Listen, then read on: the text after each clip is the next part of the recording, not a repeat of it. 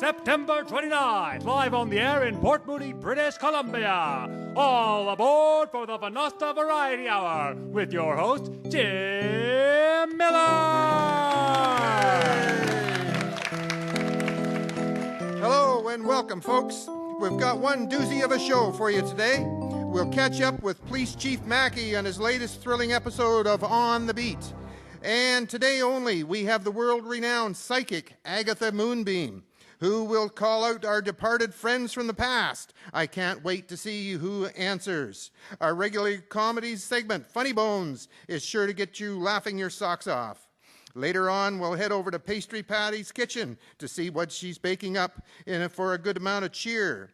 And today we've got a special visitor. Game Warden John Murray Jr. is here with an important message for everyone. Finally, as always, we've got Richard Dixon tickling the ivories, and our songbirds Joanna and Carolyn. Well, what do you say? Should we get on with the show, folks?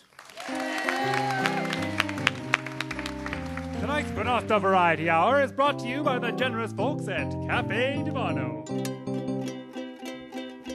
Pastries and sweets, you know you love the treats at Cafe Divano.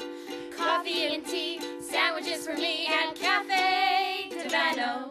In this busy metropolitan world, what's the fuel that keeps us going? What's the gas stations of human beings? Why, ask anyone around in town and they will tell you. Cafe Divano. They've got a selection of bona fide, delectable meals ranging from baked goods, fresh soup and salads to warm panini sandwiches. And the coffee. You won't need to come back twice, but you just might. Open Monday to Friday, 6 a.m. to 6 p.m. and 7 a.m. to 6 p.m. weekends. Add a stop-off at Divano's, and your taste buds will surely approve. Pastries and sweets, you know you love the treats at Cafe Divano. Coffee and tea, sandwiches for me at Cafe Divano. Wasn't that great, folks? Now, here's On the Beat with Police Chief Mackey. One man, one town, walking a thin blue line between civilization and chaos. It was a cool autumn morning in Port Moody. I awoke to a heavy dew with gray clouds looming over the Indian Arm. Looks like rain, I thought. I sat down to my steaming cup of joe. Black, no cream, no sugar. The fuel that'd keep me going through the day's troubles. And so my day begins.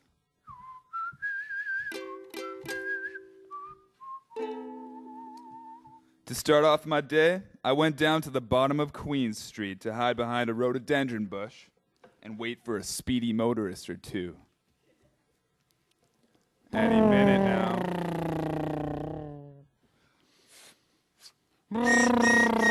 Hey, you! Pull over there!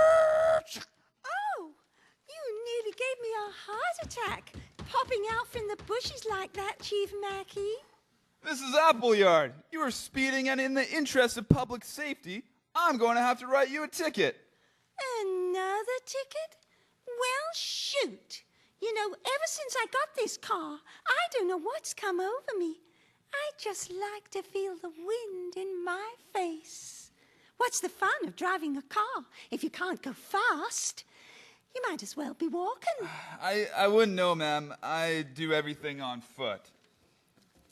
Here you are, then. And I need you to try and slow down. There's a lot more important things in life than feeling the wind in your face.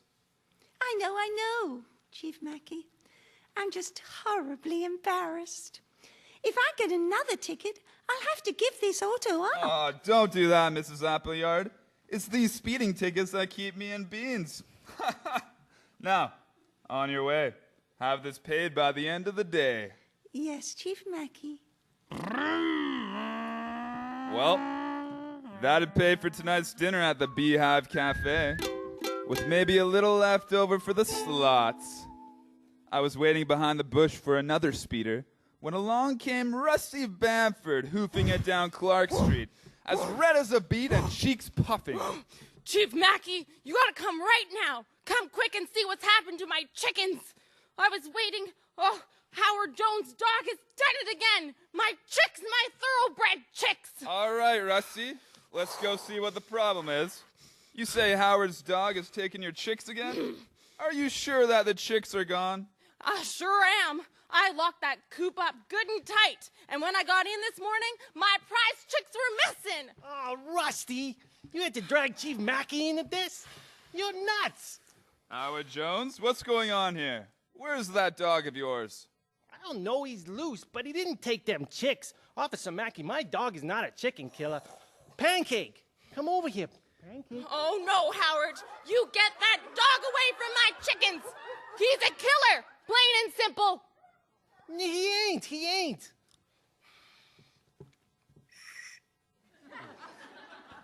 Now listen here, you two. I've had just about enough of this nonsense. Rusty, look over here in the corner of your chicken coop. What do you see? Oh, why? It's a hole in the chicken coop. I had no idea. Now see here, Rusty. There's your chickens, over there roosting under that pile of gunny sacks.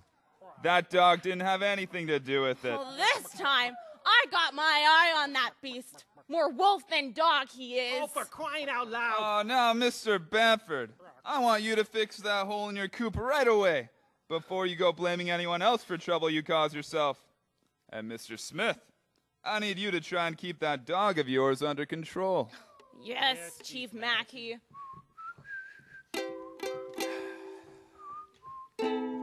With so much excitement going this morning, I thought it was best to take a break. Relax a little. Maybe pop into the Beehive Cafe and have a slice of some apple pie. I was just rounding the corner.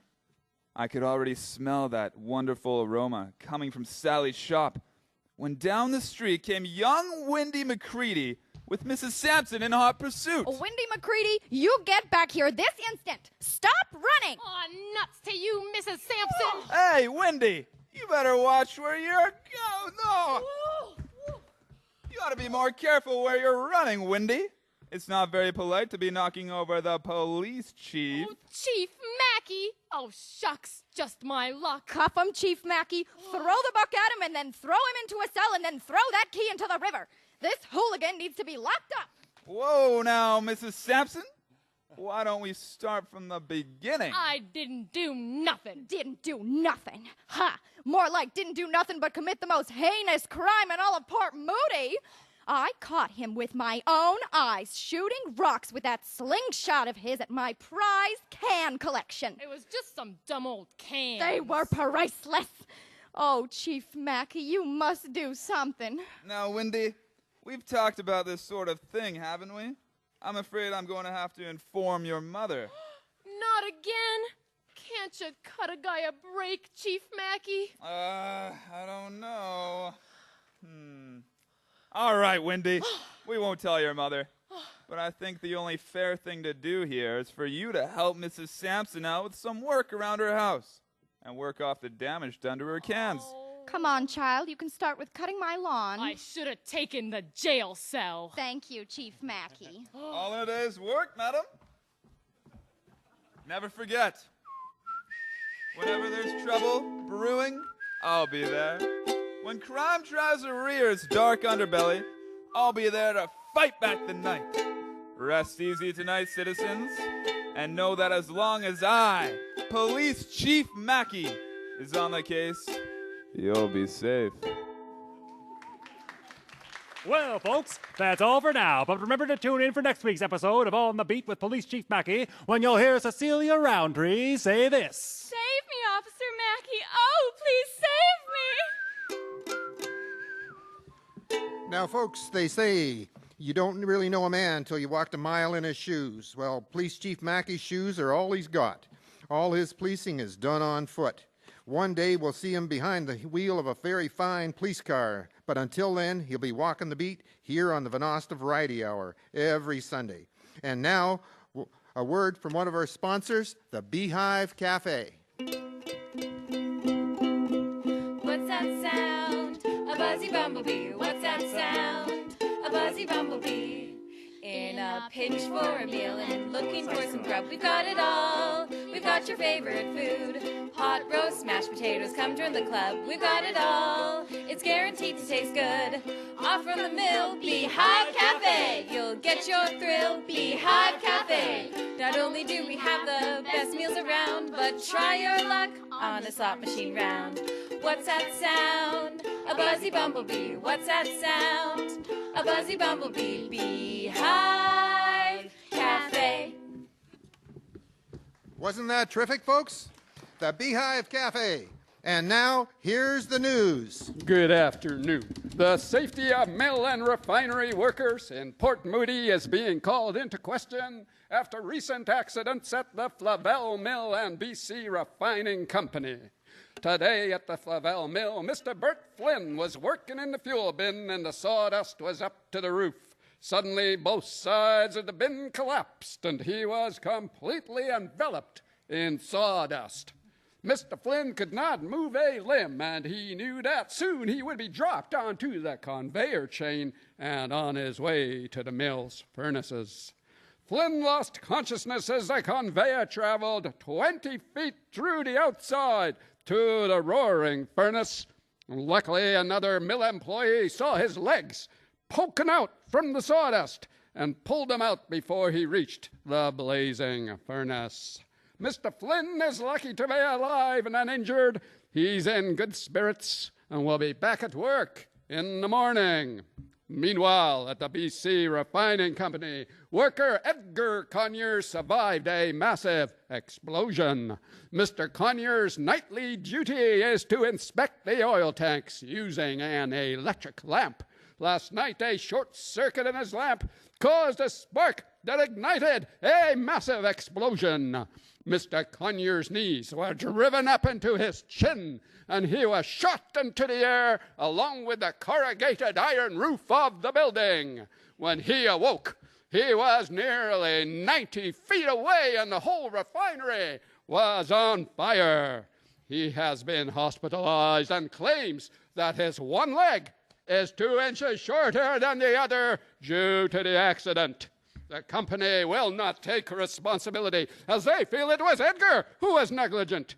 The matter is being handled in court. Thank you. That's the news. Hey, folks, don't let the news get you down. I know life isn't always a bowl of cherries, but it's pretty darn good most of the time, especially when you're in love. That's right. It's that time to find out who's Port Moody's eligible Bachelor of the Week is.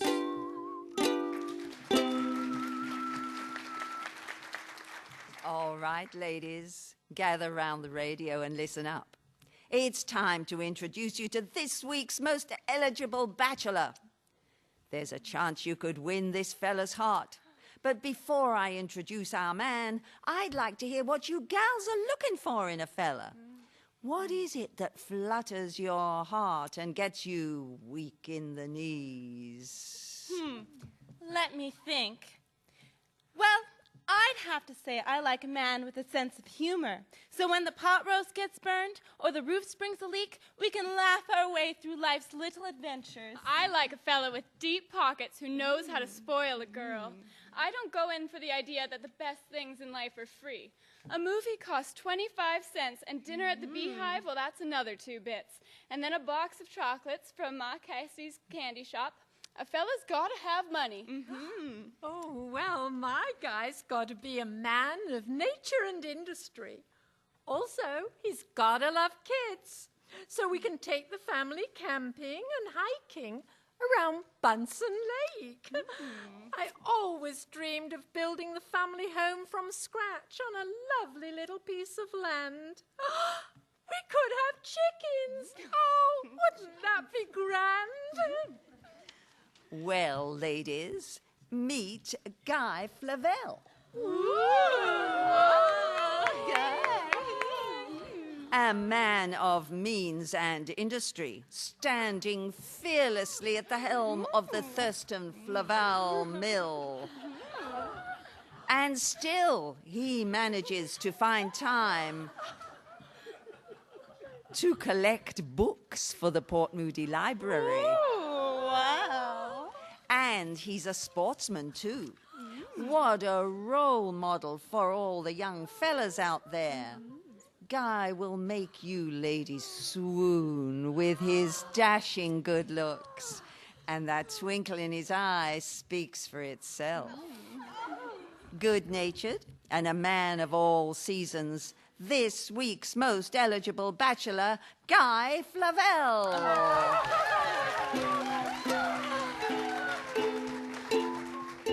I see a budding romance.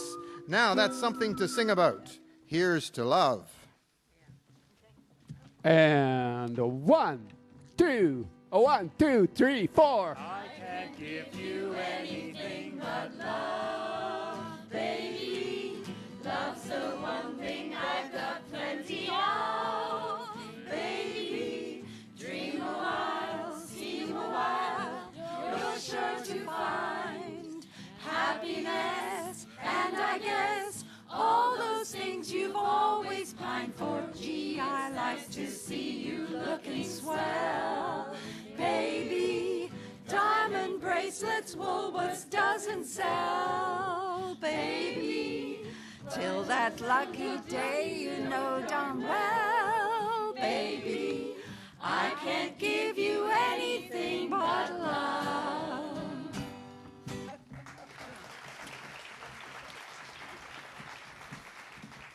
Well, folks, not everyone feels that way about love. Here's with their response, our Port Moody songbirds, Joanna and Carolyn, with I Never Will Marry.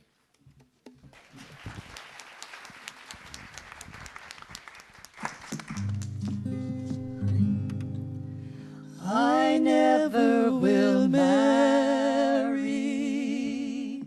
I'll be no man's wife. I expect to live single all of my life. Some say that love is a simple thing, but it only has brought me pain. For the only man I ever loved, left on the morning train. I never will marry. I'll be no man's wife. I expect to live single all of my life.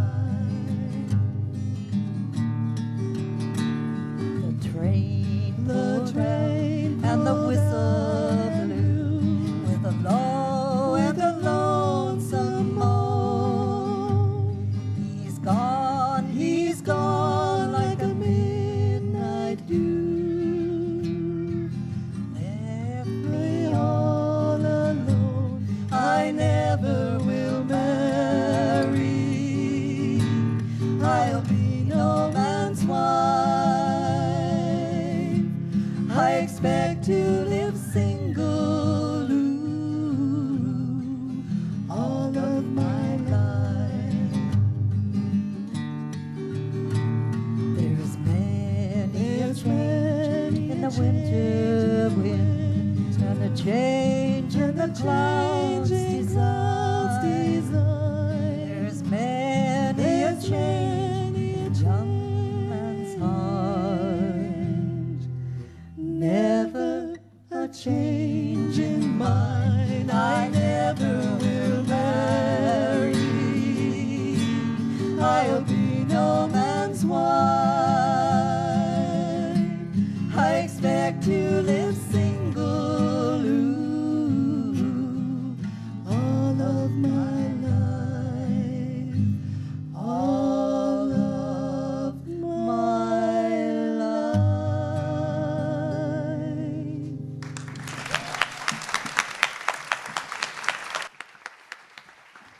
Wonderful, wonderful. And now, brought to you by Axford's General Store, we have a special announcement. Please, please, I need to buy some peas. I need to buy some bread and milk. Please, please, please. Sugar, salt, I need to get the rest. Baking soda, cooking lard, you know who passed the test. Axford's General Store. They got your bona fide shopping sales, the best ones are sure. Axford's General Stores. Axford has it fabric, medicine and biscuits. Axe that suits your needs, you'll know he'll always have it. Shoes and toys and matches, ribbons, wax and candles. The sales on every day, you'll leave with both your hands full. Axford's General Store. They've got your bona fide shopping sessions, best ones ashore. Axford's General Store. Axford has it all and a little bit more. Marvelous, marvelous. And now an update on Canada's war effort. By sea, by land, and by air, the men of Canada gird up their loins for the greatest struggle of all history. 6 months from now, the Canadian Navy will have expanded to over 3,000% beyond its peacetime strength.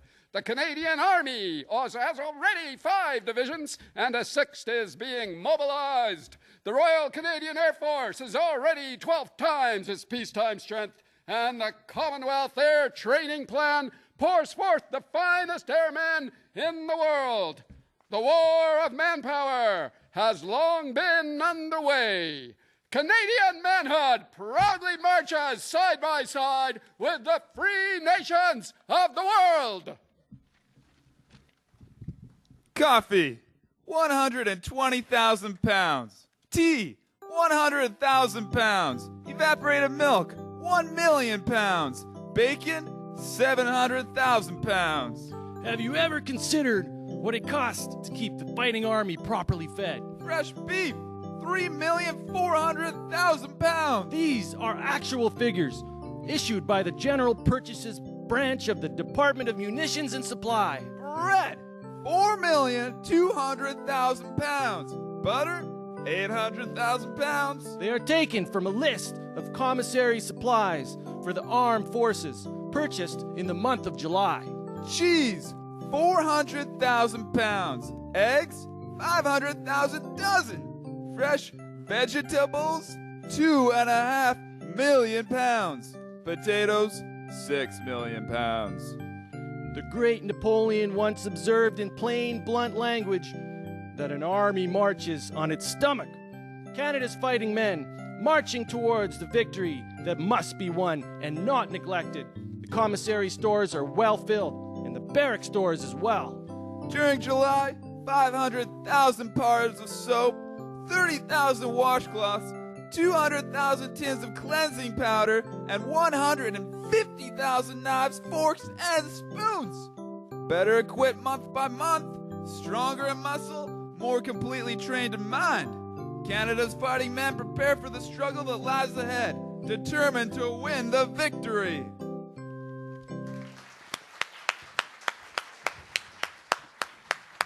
Hold tight to all your dreams, folks. That's what gets us through. I've got pockets full of them. Here in my coat, that's where I keep my dream that our soldiers will get home safe and sound to their lovely families.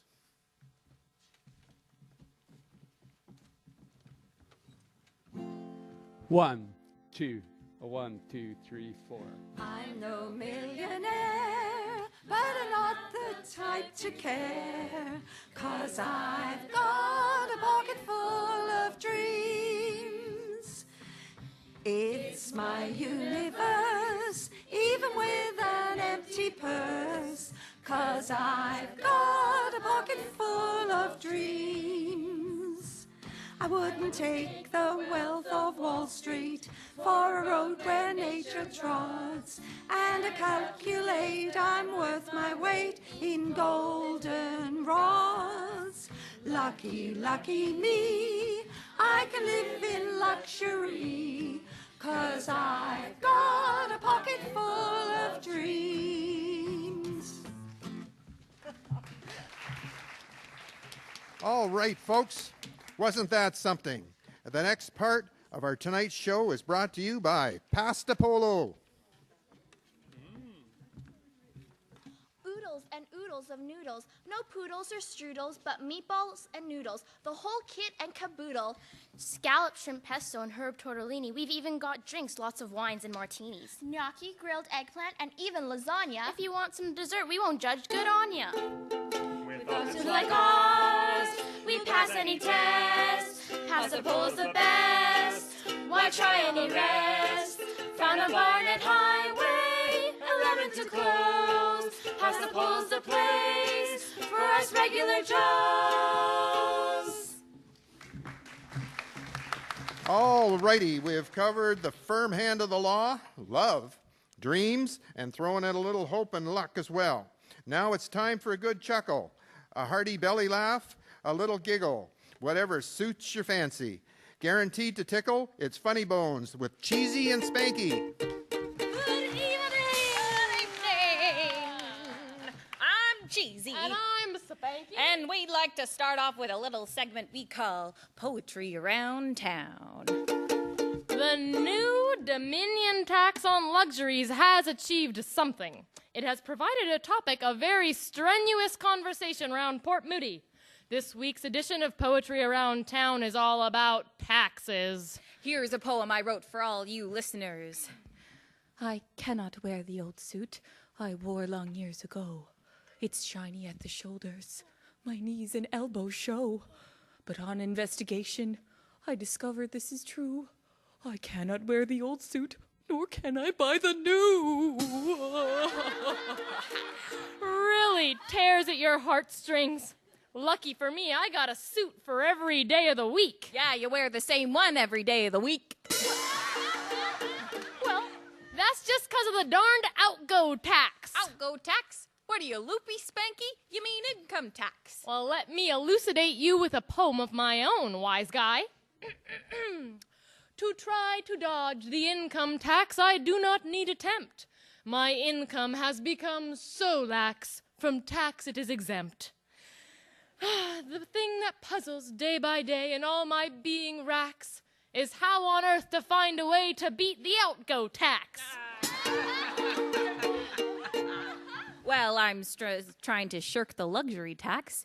Tell me, as our confirmed bachelor correspondent, is a wife a necessity or a luxury? Necessity. Dollars to donuts. Oh, maybe I should tell Jim's girl. Ooh, she sure is a looker. But you're going with Edna. Edna, if you're listening, I think you forgot to turn off the stove and you should rush right home.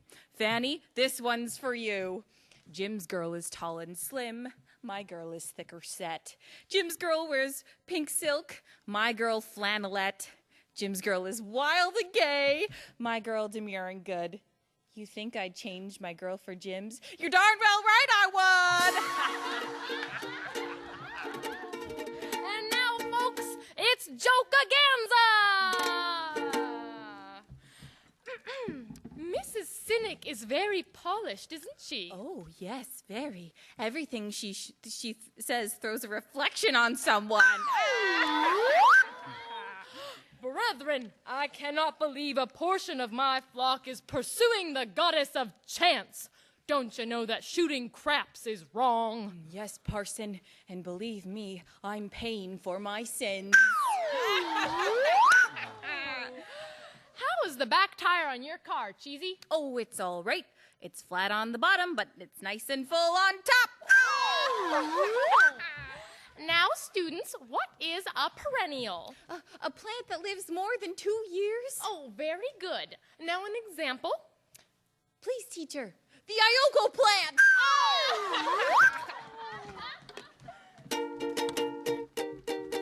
Funny Bones, everyone. Oh, I think I burst a button from laughing so hard on that one. And now, folks, please welcome Port Moody songbirds Joanna and Carolyn with a stirring rendition of the great hit, Let Me Call You Sweetheart.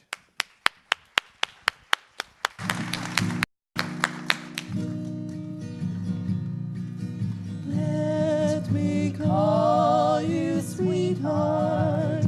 I'm in love with you. Let me hear you whisper that you love me too. Keep your love light shining in your eyes so blue. Let me call you sweetheart. I'm in love with you. Let me call you sweetheart. I'm in love with you. Let me hear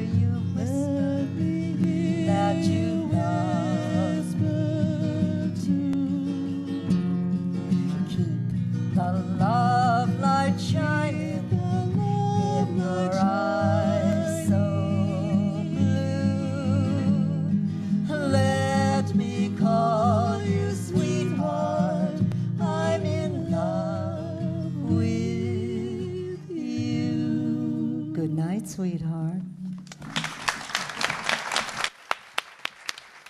Wonderful, wonderful. And now it's time for a break for the news. Here's the news.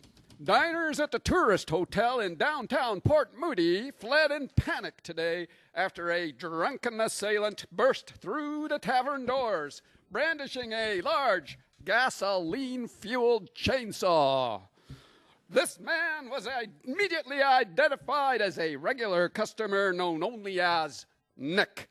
According to Banana Nose, a fixture at the notorious watering hole, Nick has been frequently discharged for his reckless intoxication.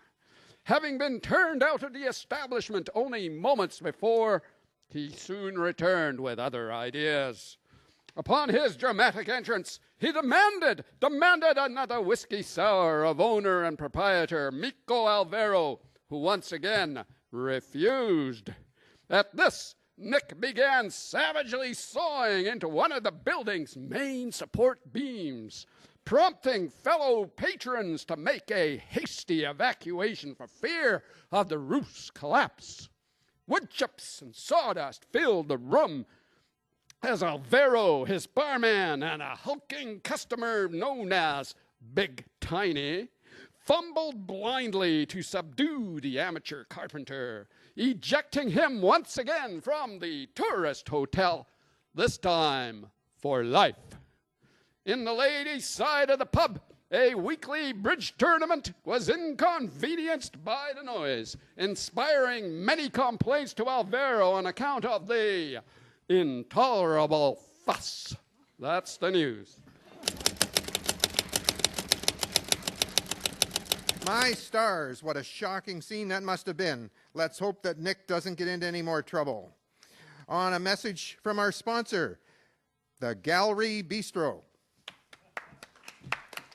Sally, wouldn't it be great if there was a cafe like everyone dreamed of? You know, where the door clinks open, your friends are all there, and the lady behind the counter knows your name, and there's always a new piece of art to see.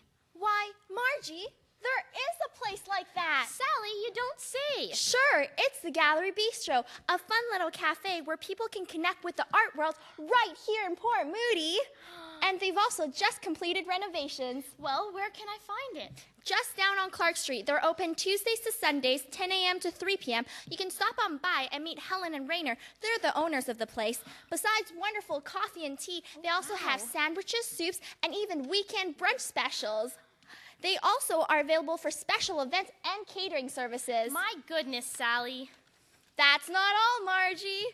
The Gallery Bistro is nestled into the vibrant community of Port Moody's Heritage District. Helen and her husband host art events, readings, pop-up theater, and an array of gallery shows. Well, what are you waiting for? Let's go!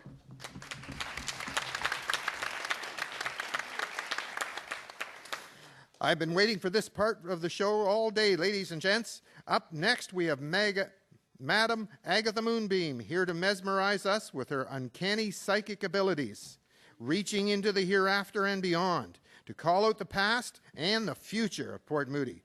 Who will answer? Who? Let's find out. Here's Agatha Moonbeam. Hello. Hello.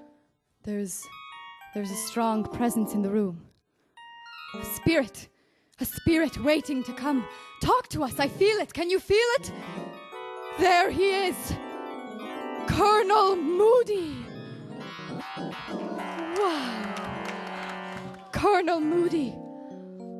It is so wonderful to have you with us here today. Could you tell us a little bit about the past of this beautiful, beautiful country? It is indeed a wonderful time to be here with the Venosta Vintage Hour, called from the past. It was on Christmas Day in 1858 when we arrived in Victoria on the SS Empress. And there we discovered that life was different than when we experienced it in England and as the governor of the Falkland Islands. Here I became the lieutenant governor of the colony of British Columbia. Amazing. Yes, it was amazing, as well as the Colonel of the Royal Engineers. And our first task was to lay out the city of New Westminster and build North Road to be a military access to prevent the Americans. Yes, it was the Americans that we were worried about making an attack on the British colony. And I came to bring peace, good order, and good governance. Colonel Moody, I have one question for you before you go. Only one? Only one. I'll take the 1, 2, 3. What do you have to say about us as a people today? You're wonderful. I told you it was wonderful to be here among you on this glorious afternoon in this hour of vintage Venosta radio. And they're wonderful people. Charming. What do you have to say about what's happening with the world today? Do you like where it is going? It needs to be charitable. It needs to be generous. It needs to slow down so that we can catch up to our hearts and our souls and our friends and let them catch up to us. Thank you, Colonel Moody. Well, it's been wonderful. It has been a pleasure. Thank you for visiting with us today. It's an honor. Bye-bye. Goodbye. Bye. Goodbye.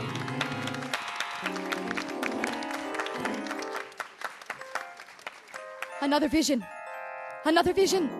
I see terrible, terrible things. I see. What do I see? I'm receiving signals. Beware, beware. Future citizens of Port Moody. I see water. I see cars floating. I see the space vehicles of the future. I see tight pants.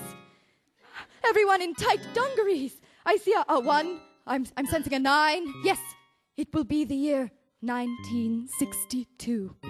The greatest mudslide Port Moody has ever seen.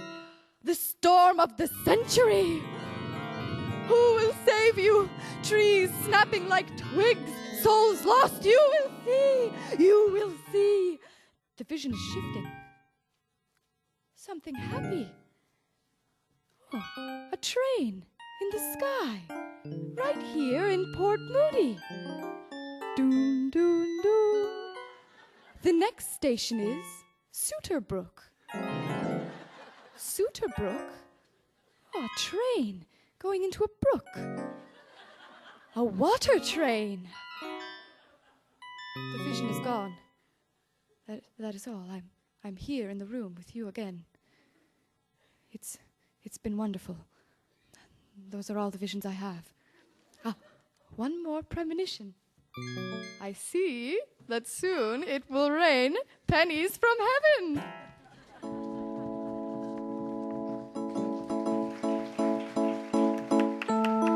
Every time it rains pennies from heaven. Don't you know each cloud contains pennies from heaven? You'll find your fortune falling all over town. Be sure that your umbrella is upside down. Trade them for a package of sunshine and flowers. If you want the things you love, you must have showers. So when you hear it thunder, don't run under a tree. There'll be pennies from heaven for you and me.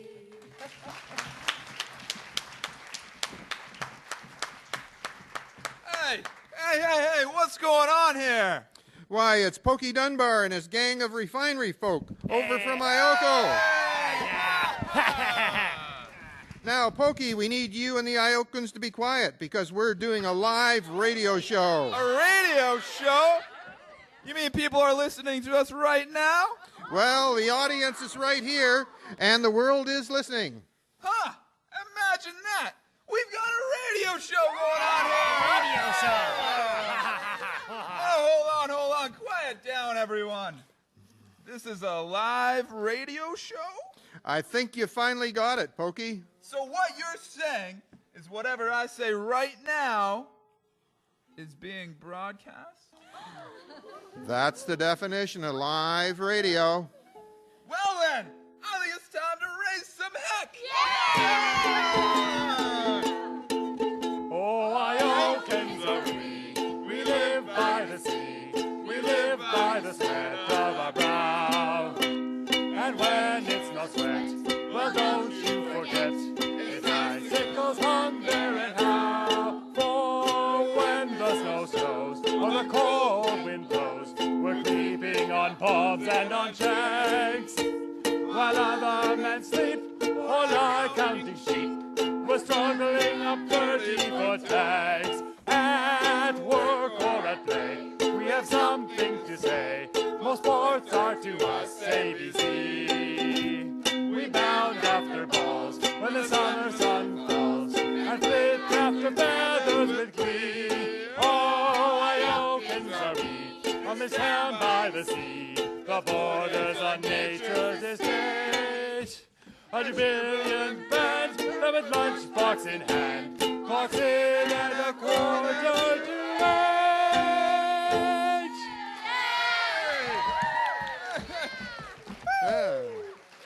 Now that's kind of hokey, Pokey.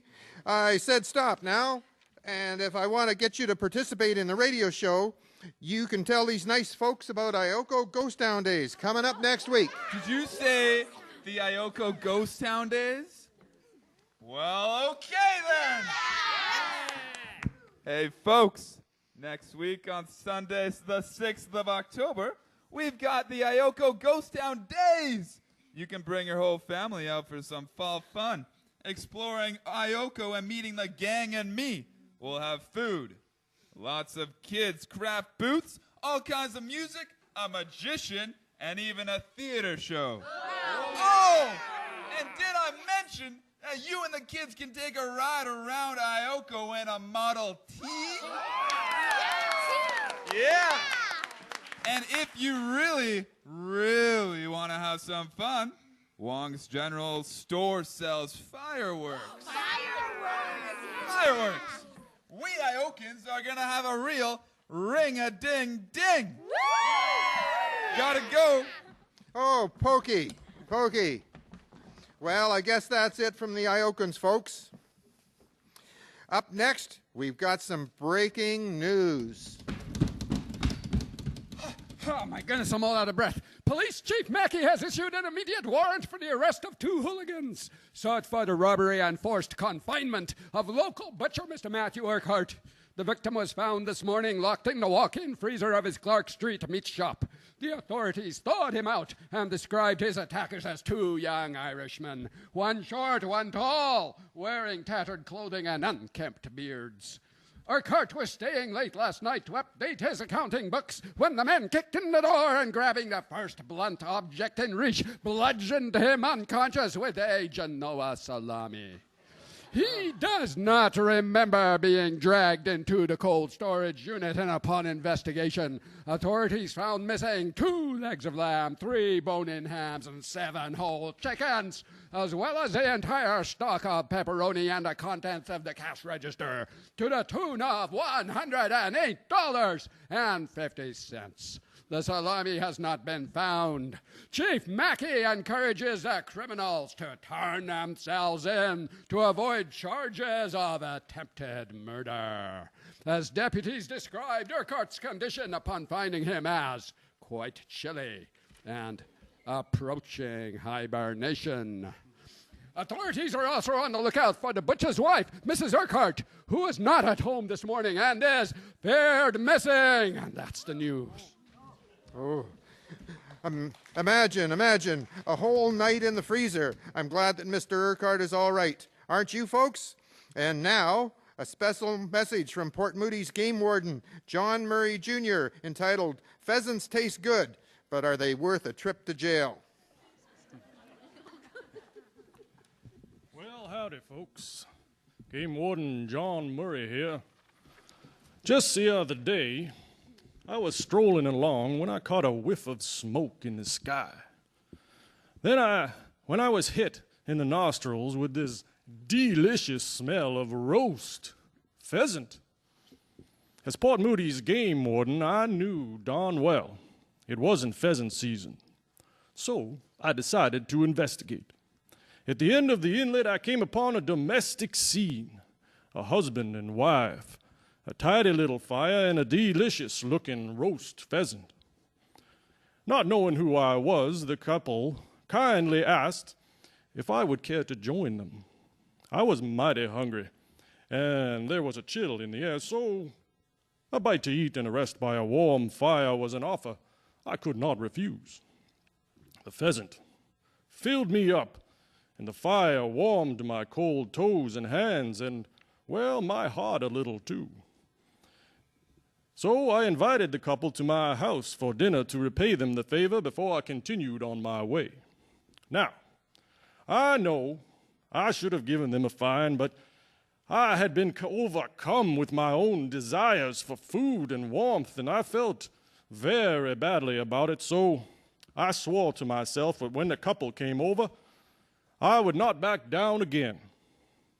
They arrived at my house the next day, and I invited them out to see my shed before dinner. Of course, the shed was a jail, so I locked them up. Because they couldn't pay the fine, we still did share our dinner, though, but it wasn't roast pheasant. So, this is just a friendly reminder from your local game warden, John Murray, that this is not pheasant season. And if you are caught with those birds, well, they will be confiscated for my dinner. John Murray Jr., folks, looking out for those delicious Port Moody pheasants. Moving on, here's our newsreader with an update to one of today's breaking news stories. The butcher's wife, Mrs. Urquhart, has been found in the ladies' room of the tourist hotel after 3 glasses of white wine spritzer. She is relieved to hear that her husband spent last night locked in the freezer and had not eloped with the local librarian as she had suspected. That's the news. Wonderful news, wonderful news. And now, folks, it's time for today's installment of Cooking with Pastry Patty.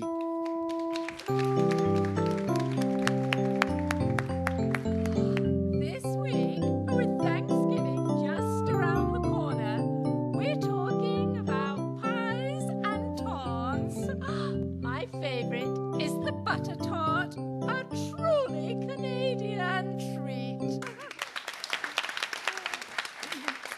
Oh, no, Patty. It's got to be a lovely lattice-topped apple pie made with Macintosh apples fresh off the tree. Those are both delicious. But with Thanksgiving just around the bend, I'm all for pumpkin. Don't you think so? Oh, I never did like pumpkin. They're perfect for carving jack-o'-lanterns, but squash pie just doesn't sit right with me. Oh, well, ladies, let's play rock, paper, scissors to see which treat it shall be. 1, 2, 3. Butter tarts it is. Delicious butter tarts. The ingredients are so simple. Butter, sugar, eggs, raisin, and a pastry crust. The trick with a good tart is a good crust. And now a little dash of vinegar. That's how you get your flakes. Let's get straight to the filling, Patty. That's the best part. Dora, are you for or against raisins in your tarts? I don't know. I suppose I like them both ways. Well, raisins or not, the filling has to ooze a little, but still have some firmness. Liquid gold. I like to use a dash of maple syrup. I never thought of that. It's my grandmother's secret, and she was a real pioneer woman. Butter tarts are part of the fabric that has made Canada what it is today. Part of who we are. Oh, thanks for listening, folks. I'm Pastry Pastry Patty. Join us in the kitchen next week when we head out on a turkey shoot. Remember, keep the oven fires burning. Goodbye.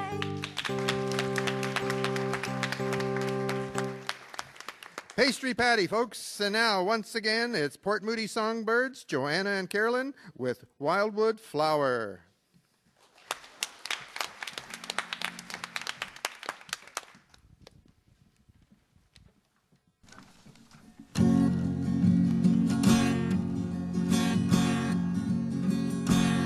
I will twine and will mingle my raven black hair with the roses so red and the lilies so fair, and the myrtle so green with an emerald hue, and the pale amanitas and isleps so blue. I will promise to love him, I promise to love, to cherish him always, all others above. I woke from my dream and my idol was clay, and passion for loving had vanished away. Oh, he taught me to love him, he called me his flower, a blossom to cheer him through life's weary hour. And now he has gone and left me alone, the wildflowers to weep and the wild birds to moan. Oh, I'll dance and I'll sing and my life will be gay. I'll banish this weeping, drive troubles away. I'll live yet to see him regret this dark hour, when he won and neglected this frail wildwood flower.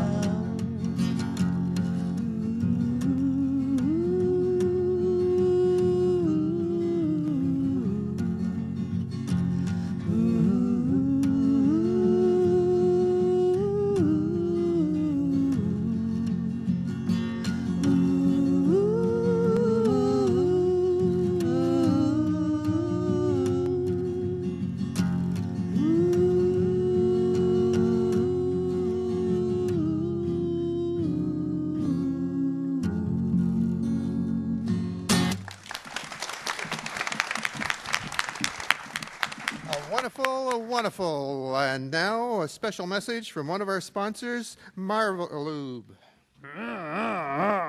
Billy, are you sure the car's all right? Of course, Jenny. I just took it in the other day. Well, I don't know about you, but I think you might have missed something.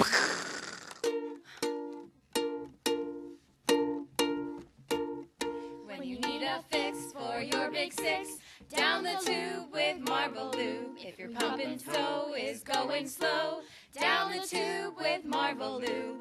Marvelube, Marvelube, magnificent, we've got the scoop. Marvelube, Marvelube, competitors, they won't be duped. Don't be a fool by Marvelube. Everyone all loves Marvelube. To keep your motor running smooth, purchase Marvelube from our friends at the Imperial Oil Company. Mix it in with your regular oil at the shop for a clean ride. Don't be a fool by Marvelube. Everyone all loves Marvelube. All right, folks, you might want to hold on to your children and close your eyes, because now it's time for something scary. The Venosta Variety Hour presents a piece entitled The Port Moody Octopus by Bill Baird Jr.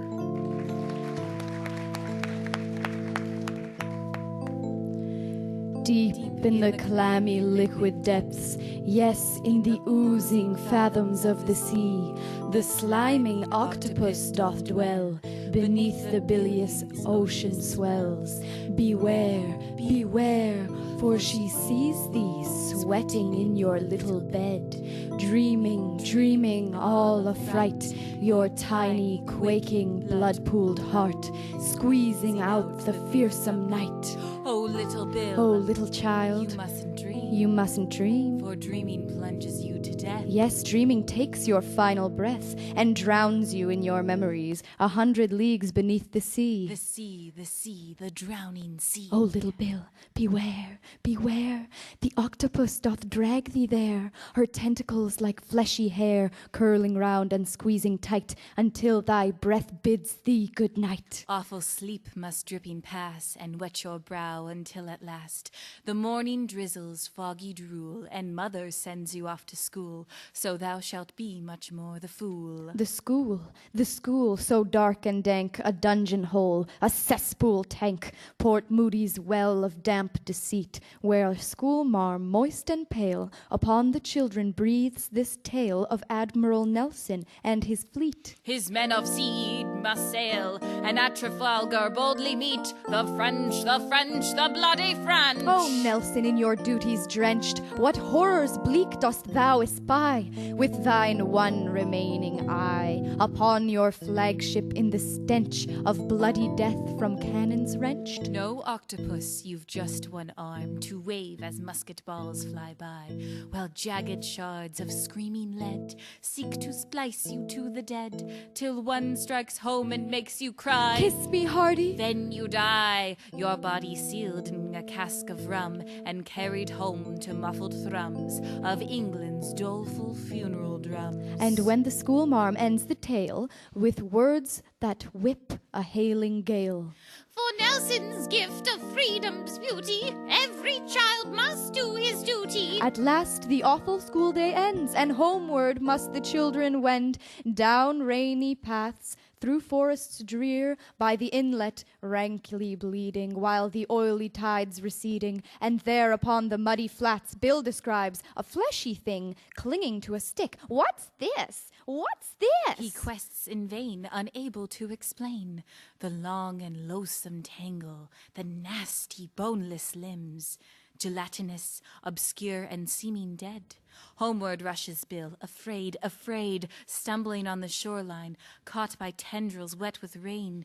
He turns his head toward the awful, baleful thing lying in the muck. Up he heaves with fever rain, and runs toward the street called Jane, where his dingy home remains, a squarish toadstool apparition of shiplap boards and mossy roof. There within his shadowed room, Bill recalls the schoolmarm's words. Every child must do his duty. Which seems the truth, and truth is beauty. Rallying his quaking heart, Bill prepares to do his part and rifles through a chifferobe, drawing out a weapon crude. With rubber straps and crotch of wood, a leather pouch for stones to hurl, an instrument Bill once unfurled to slay a crow who shat upon his maw.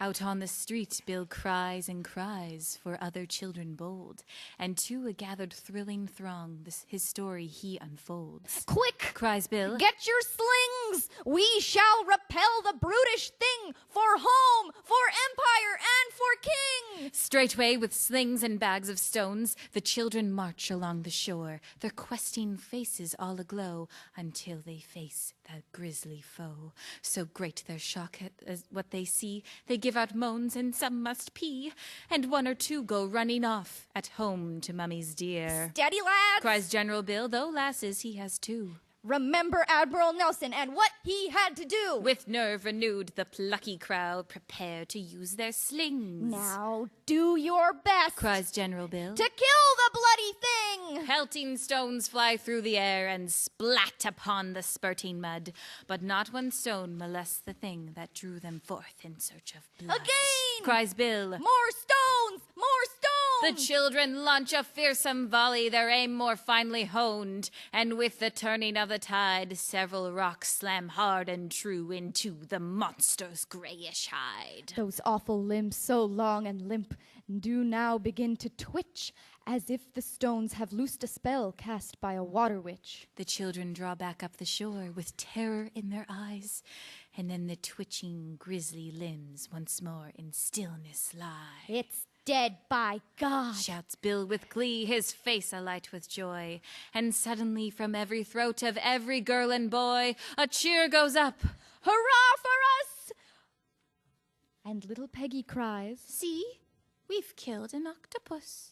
Her arm is raised, and in her hand she holds a little book, and pointing to a photograph she hollers, Just you look. The children gather round and stare at the picture printed there, and sure enough, upon the page, the thing they've killed doth writhe with rage, as if brought back to flay their skin, and choke their breath, and do them in. An octopus! An octopus! The children wildly chant, An octopus! An octopus! How boldly they recant the terrors of the deep, though their fears will rise again when once more they sleep. So home they go with tales to tell, Port Moody's saved and all is well. But borne upon the tide's new flood, the octopus rises from the mud. And Bill, who's filled with surging hope, takes a boat and good stout rope, and rows out into the dwindling light to save his trophy from the night. He tows the monster back to shore, with dreams of wealth forevermore. That night he sleeps as if he's dead, no terrors creep within his head. The next day, Bill's still in command, with Brownie camera in his hand, taking photographs of his prize, with neighbors standing by its side. For a photo and his time, Bill charges each just one thin dime. Then someone notes a curious fact and blurts out with a lack of tact. 2 tentacles have been chopped off, which proves to me you kids play rough. It wasn't us, exclaims our Bill. Though in the end, we did the kill. And so this saga's history comes to an end with a mystery.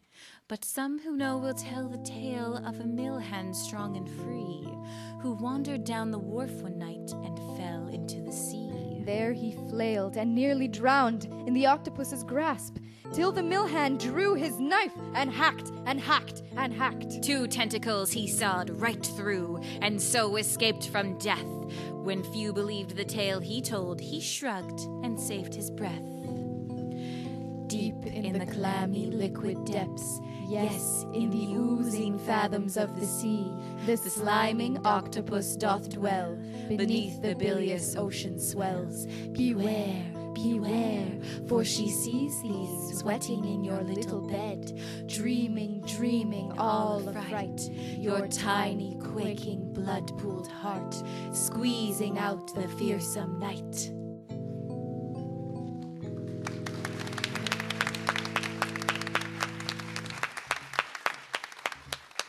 Well, folks, that's the end of our journey on the Venosta Variety Hour, and what a journey it was. Our producers, the Port Moody Heritage Society, thank you for tuning out and tuning in, and welcome you to visit the Port Moody Station Museum, located beside the future Rocky Point Park, inside the Twirly Whirly Bridge. A great big thank you to our sponsors, Heritage Canada. For all your heritage needs, see the good folks at Heritage Canada. And the City of Port Moody, who will be celebrating their centennial in 2013. Don't forget to come out to Ioco Ghost Town Days next Sunday, October the 6th. And finally, what a treat it was to get to speak with Colonel Moody. I wonder who we'll meet next week. Be sure to tune in and find out. Until then, you've been a wonderful audience. This song is for you. Be sure to sing along.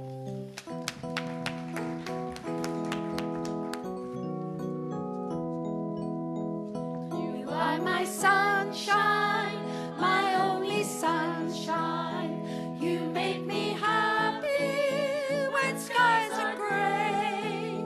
You'll never know, dear, how much I love you. Please don't take my sunshine away. The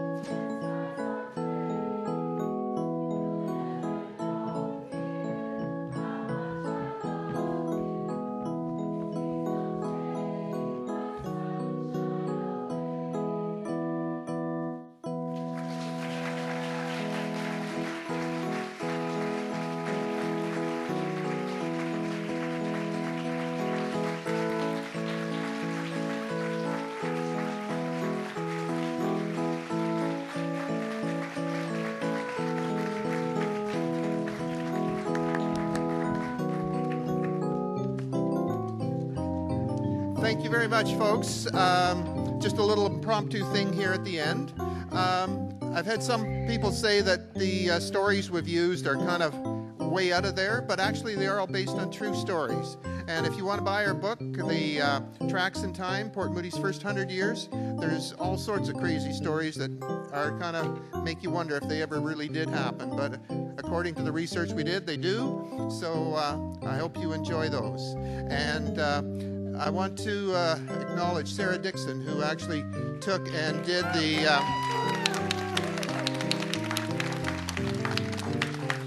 She did most of the work of coming up with a script and working out how to make these stories a little funnier than they really are. And we had fun doing this, so it was great. So Sarah and Rosie helped out too.